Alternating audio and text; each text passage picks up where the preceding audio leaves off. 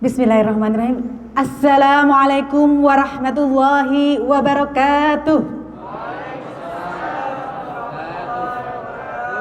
Alhamdulillahi rabbil alamin. Assalatu wassalamu ala asrafil anbiya'i wal mursalin sayyidina wa maulana Muhammadin wa ala alihi wa sahbihi ajmain, amma ba'd.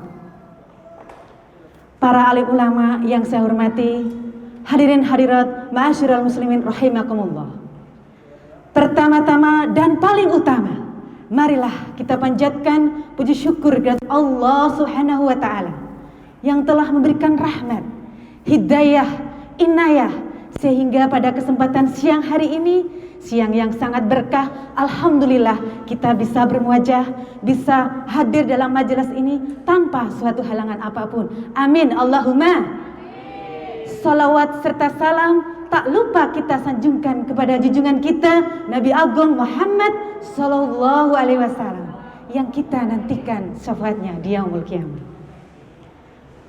Hadirin rahimakumullah, pada kesempatan yang bahagia ini saya akan menyampaikan tentang pemimpin yang berakhlakul karimah. Tentunya ini sangat tidak asing bagi Bapak Ibu semuanya.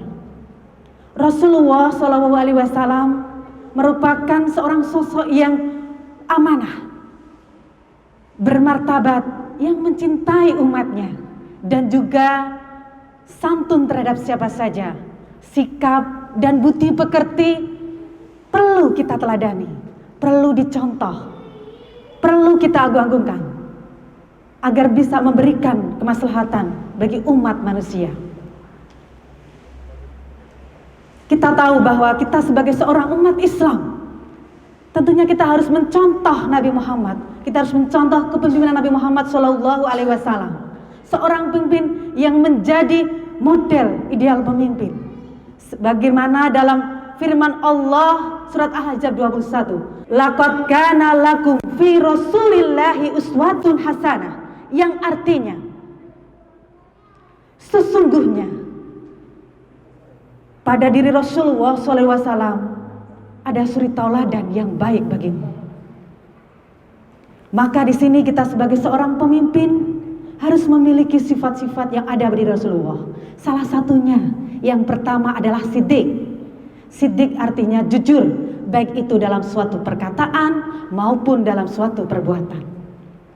Karena kita tahu bahwa seorang pemimpin yang jujur pasti tentunya akan diterima oleh masyarakat. Berbeda apabila seorang pemimpin itu tidak jujur, artinya dia itu adalah berkhianat, maka akan dibenci oleh masyarakat. Seorang pemimpin yang jujur tentunya dia akan menjadi seorang yang luar biasa. Beda dengan orang yang tidak jujur, karena perkataannya itu adalah merupakan suatu manifestasi bagi dirinya, dan orang yang perkataannya itu juga merupakan suatu cerminan bagi hatinya juga. Kemudian yang kedua, harus memiliki sifat amanah. Apa itu amanah? Ada yang tahu Bapak Ibu? Iya. Jadi yang kedua adalah amanah dapat dipercaya. Jadi seorang pemimpin yaitu dapat dipercaya.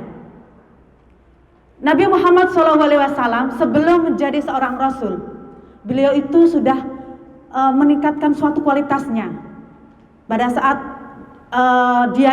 pada saat ada suatu sengketa antara para pemuka tokoh, itu siapa sih yang akan meletakkan Hajar Aswad.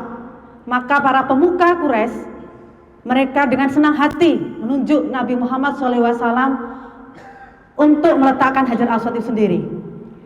Padahal pada waktu itu Nabi Muhammad belum menjadi seorang pembesar. Perlu kita ketahui bahwa Nabi Muhammad mendapatkan gelar Al-Amin, yang artinya adalah terpercaya. Kemudian yang ketiga adalah sifat tabligh. Tabligh itu apa? Tabligh adalah menyampaikan. Jadi menyampaikan segala macam kebaikan kepada orang lain. Jadi kita lihat bahwasanya seorang pemimpin itu juga harus memiliki suatu amanah, harus bisa dipercaya. Jangan sampai kita sebagai seorang pemimpin tidak bisa dipercaya. Kemudian selain itu kita juga harus bisa menyampaikan materi kepada orang lain walaupun hanya satu ayat. Kemudian berikutnya kita tahu bahwasanya di dunia ini banyak sekali orang-orang yang tidak suka pada kita. Akan tetapi walaupun banyak orang yang tidak suka dengan kita, kita harus tetap senang, harus tetap senyum ceria. Kemudian untuk sifat yang keempat adalah fatona. Apa itu fatona? Ada yang tahu fatona? Cerdas. Ya, cerdas. Seorang pemimpin harus memiliki sifat yang cerdas. Kecerdasannya ini harus di rata-rata masyarakat, di atas rata-rata masyarakat. Karena apa?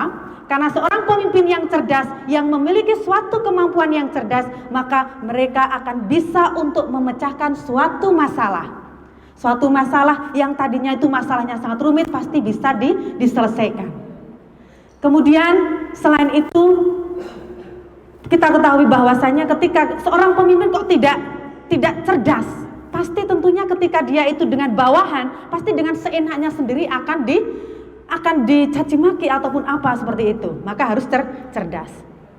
Sebelum saya tutup, di sini kita akan sholawat bersama-sama dulu. Monggo Bapak Ibu semuanya, kita akan sholawat bersama-sama. Salatullah salamullah, monggo, ala toha rasulillah. Salatullah salamullah, ala yasin habibillah. Salatullah salamullah, ala toha rasulillah. Salatullah salamullah, ala yasin habibillah. Tawasalna bi bismillah wa bil hadi rasulillah wa kulli mujahidilillah bi ahlil badri Allah. Salatullah salamullah, ala toha rasulillah. Salatullah salamullah, ala yasin habibillah. Saya ada pantun buat Bapak Ibu semuanya. Semarang kota yang indah, RSI rumah sakit yang megah. Silahkan pilih pemimpin yang amanah dan juga berakhlakul karimah. Kalau ada sumur di ladang, boleh kita menumpang mandi. Kalau ada umur yang panjang, undang Zulfah datang ke sini lagi.